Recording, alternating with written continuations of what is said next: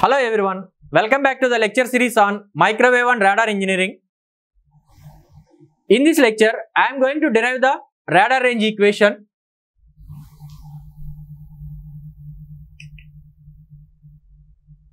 So after successful completion of this lecture, you will be able to derive the radar range equation.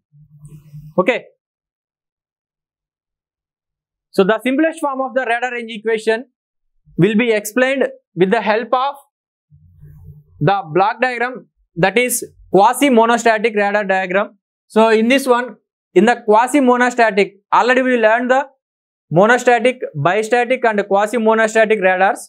So here in this quasi-monostatic radar, so here the transmitter and the receiver are seems to be separated, but it looks like located at one point viewed from the target. Okay. So here we are having the transmitter.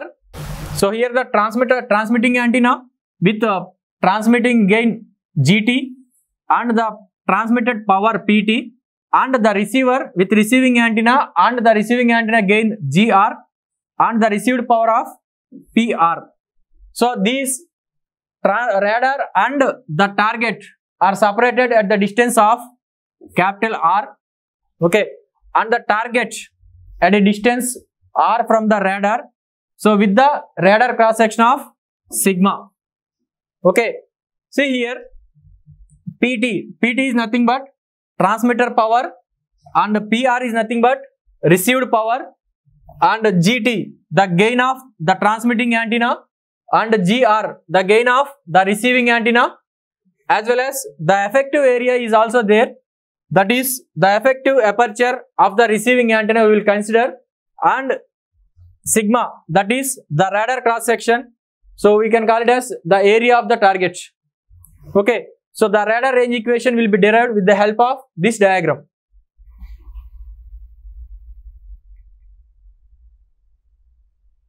So the radar equation relates the range of the radar to the characteristics of the transmitter, receiver, antenna, target and the environment. Okay. So it is useful not just as a means for determining the maximum distance from the radar to the target, but it can serve both as a tool for understanding radar operation and as a basis for radar design. So in this lecture, the simple form of the radar range equation is derived.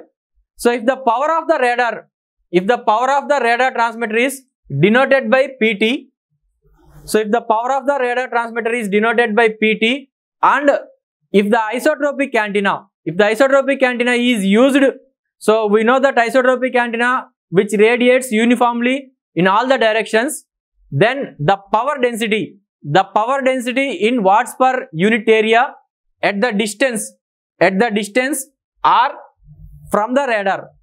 So at the distance R from the radar is equal to PT by 4 pi R square. Okay. So that is transmitted power divided by the surface area 4 pi R square of an imaginary sphere of radius capital R. Okay. So therefore the power density watts per meter square at a distance R from the radar, in case of isotropic antenna we are assuming, is PT by 4 pi R square. Okay.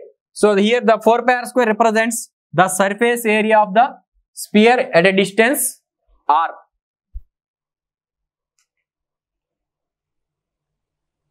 Radars employ directive antennas to the channel or direct the radiated power PT into some particular directions.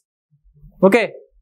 The gain capital G of an antenna is a measure of the increased power radiated in the direction of the target as compared with the power that would have been radiated from the isotropic antenna, right? So the gain, it may be defined as the ratio of maximum radiation intensity from the subject antenna to the radiation intensity from a lossless or isotropic antenna with the same power input.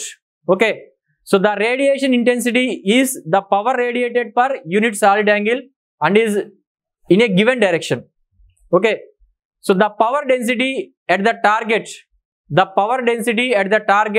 from an antenna with a transmitting antenna gain, capital G is, that is, therefore the power density from the directional antenna is PTG by 4 pi r square. Okay, so the power density from a directional antenna is given by, with the antenna, transmitting antenna gain capital G is PTG by 4 pi r square. Here the target intercepts a portion of the incident power. So as already we know that, so the transmitted power will be intercepted by the target. That target intercepts a portion of the incident power and re-radiated that power in various directions.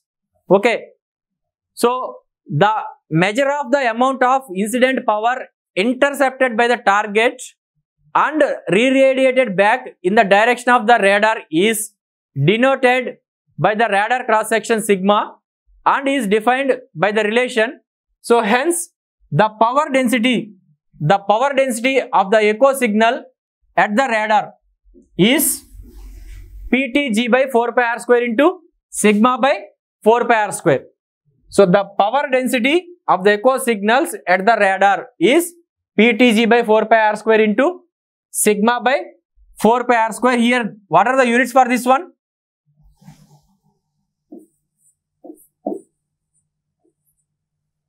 So what's for meter square only? Okay, so the radar cross section sigma has the units of area, that is meter square. So it is the characteristics of the particular target and is a measure of its size as seen by the radar. Okay.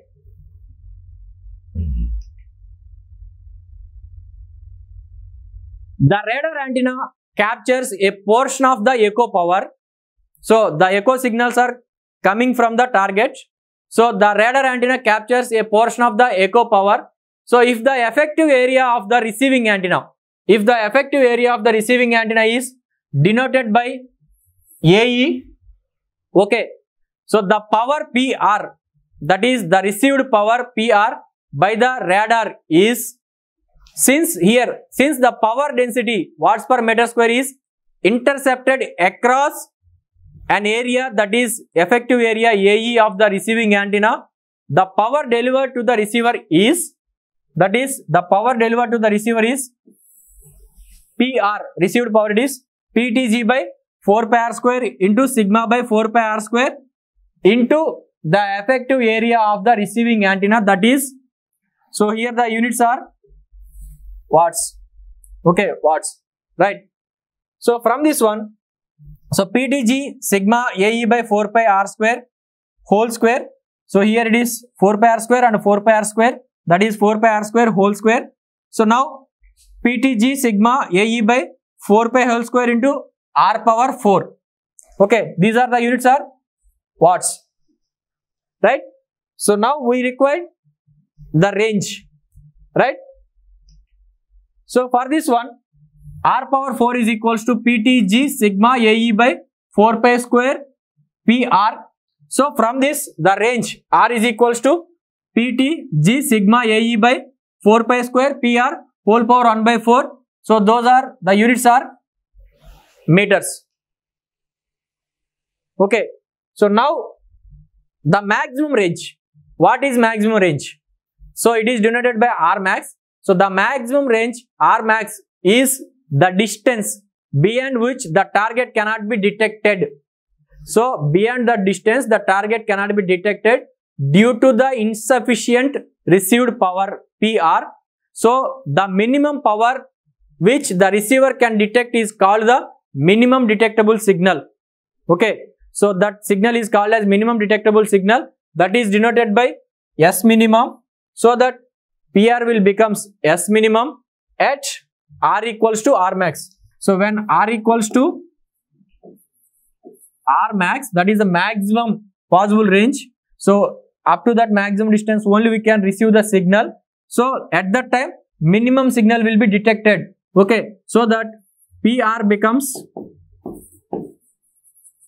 S minimum. So PR becomes S minimum. When R is equals to R max, then PR is equals to S minimum. So R is equals to R max and PTG sigma AE by 4 pi square instead of PR. Here it is S minimum, that is called minimum detectable signal. Okay. So that is, so this is the fundamental form of the radar equation. Note that the important antenna parameters are the transmitting antenna gain. So the important parameters are the transmitting antenna gain and the receiving antenna effective area. Okay. Now the antenna theory gives the relationship between the transmitting antenna gain and the receiving effective area of the antenna as G is equals to 4 pi by lambda square into AE. Because, so in the practical cases, so we are using parabolic dish antennas in the radars. So as of now, we discussed with the help of isotropic antenna, but in practical, we are using the parabolic dish antennas.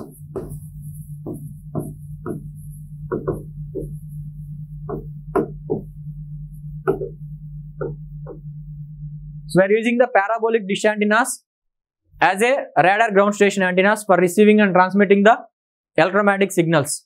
Okay. So here we have the relation gain is equals to 4 pi by lambda square into AE effective aperture of the receiving antenna. Okay. As long as the radar uses the same antenna for transmission and reception, so that we have R max is equals to, so PT, so here G sigma AE, so instead of AE I am substituting this one, so lambda square G sigma by 4 pi square already is there and here one more 4 pi is there, so 4 pi power cube and S minimum whole power 1 by 4 R. So if you substitute G here in this earlier equation, now R max is equals to PT AE square sigma by 4 pi lambda square S minimum whole power 1 by 4. So this is the radar range equation. So this is for parabolic dish antennas. This is the basic relation, basic radar range equation. Okay. Now we have the problem, just a small problem on this radar range equation. Here the transmitter power PT equals to 20 kilowatts. Gain of the transmitting antenna is 20 dB and effective area of the receiving antenna is 5 meter square and the minimum detectable signal, that is 5 picowatts, and the radar cross section or area of the target, okay, is 10 meter square. Determine the maximum range. So for that, first we have to convert the antenna gain into linear ratio. So for that, 20 dB is equivalent to 100. Okay.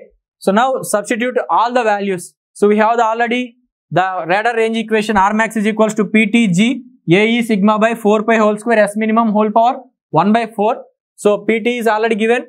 G transmitting gain antenna is given. So transmitting antenna is already given and the effective area is given. Sigma is given and S minimum is given. So now substitute all these values in this expression. We'll have R max is equals to,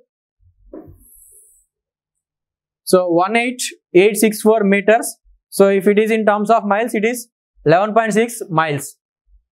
Okay. So please keep tracking of those units while you are doing for all these values. Okay. So these are the references followed for this lecture. Thank you.